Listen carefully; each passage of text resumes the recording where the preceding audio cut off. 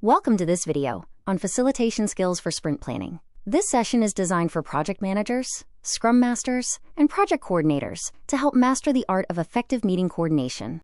Our learning objectives for this video are to develop your facilitation competencies. We will cover the mindset required, the process for driving collaboration, and the skills needed to manage conflict and ensure outcomes. Rethinking sprint planning means moving away from rigid status reports toward an interactive, team-owned commitment framework. Remember, it is not just a meeting for tasks or status updates. It is about collective ownership.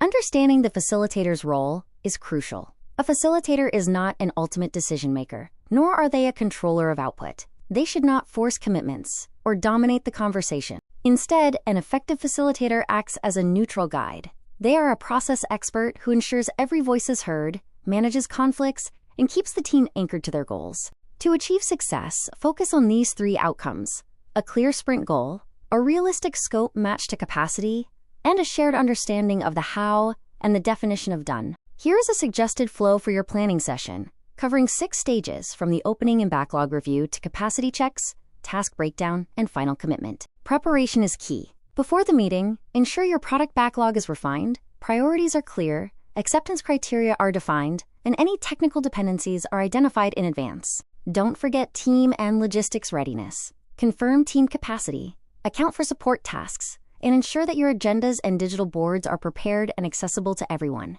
The facilitation mindset is built on the rule: own the process, not the content.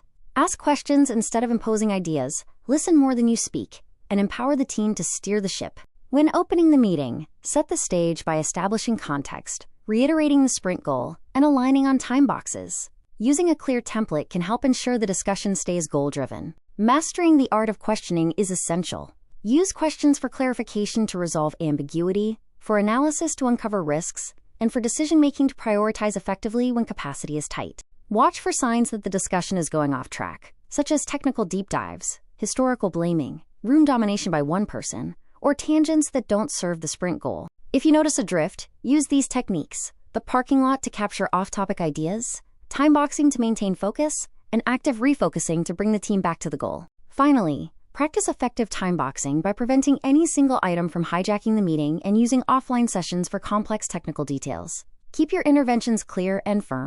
When facilitating estimation discussions, avoid forcing specific numbers or providing your own estimates. Instead, focus on clarifying assumptions and guiding the team to reach their own consensus. When planning capacity, always verify working days, account for planned leave, and include a buffer for production support. Remember the golden rule: commitment must be less than capacity to ensure sustainability. For sprint goals, avoid simple checklists of tasks. Instead, strive for outcomes that provide clear business value, are measurable, and truly empower the team. If your team is too silent, use techniques like round-robin sharing or silent writing to lower barriers to entry. Use directed questions to draw out quieter members. Conversely, when dealing with dominant voices, remain neutral but assertive. Tactfully interrupt to redirect focus, summarize their point, and immediately pivot to someone else. Remember that conflict is not inherently bad.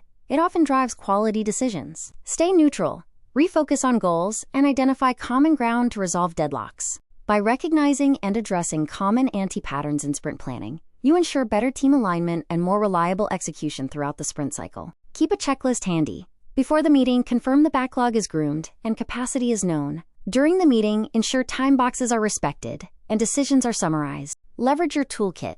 Use tracking tools like Jira, visual collaboration platforms like Miro, and structured techniques such as Moscow prioritization or dot voting to keep sessions productive. Different roles have unique contributions. Project managers focus on risk, scrum masters protect the process, and coordinators document actions and updates in real time. Now let's move into our practical workshop. We will examine a case study of a mobile lending app to apply these techniques to real-world scenarios. Our case study focuses on a mobile lending app with a 2-week sprint and a proposed goal centered on registration and document uploads. Looking at the backlog for this project, consider how you would balance a 29-point total with an average velocity of 24, especially with reduced team capacity. Analyze the tension points: the product owner's urgency, technical risks with OCR, and concerns over regression time. How would you open the meeting to address these issues? Your challenge is to negotiate scope while maintaining team morale. Use the data, stay objective, and facilitate a realistic commitment that keeps the product goal within reach.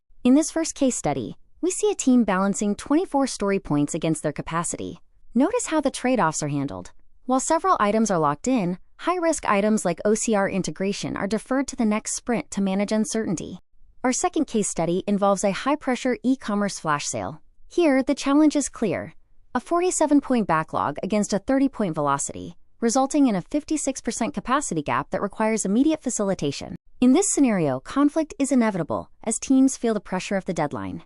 The facilitator's job is to shift the conversation from emotional reactions to data-driven prioritization, ensuring that the team addresses risks objectively. To help manage these tough conversations, use the Moscow technique. This method allows you to categorize requirements by priority, making it easier for stakeholders to see which items are critical for the release and which can be deferred. The difference between an emotional approach and a data-driven one is significant. Moving from frustration to objective risk assessment turns a defensive, blame-heavy meeting into a productive session focused on mitigation. Now let's simulate a role play. With one facilitator, a product owner, and 3 developers, your goal is to negotiate scope in 10 minutes. Use this time to finalize a realistic sprint goal. During your role play, remember your do's and don'ts. Always listen actively, make risks visible, and clarify every decision.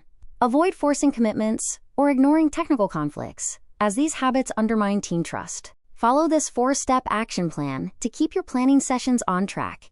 From preparation and opening to managing dynamics and closing, these steps provide the structure needed for a successful sprint cycle. Finally, keep this phrase's cheat sheet handy. Using specific language for managing time and confirming decisions helps you maintain control of the room without being overbearing. Great facilitation creates great teams. By helping your team understand, decide, and commit together, you ensure long-term project success. Thank you for watching, and good luck with your next sprint planning.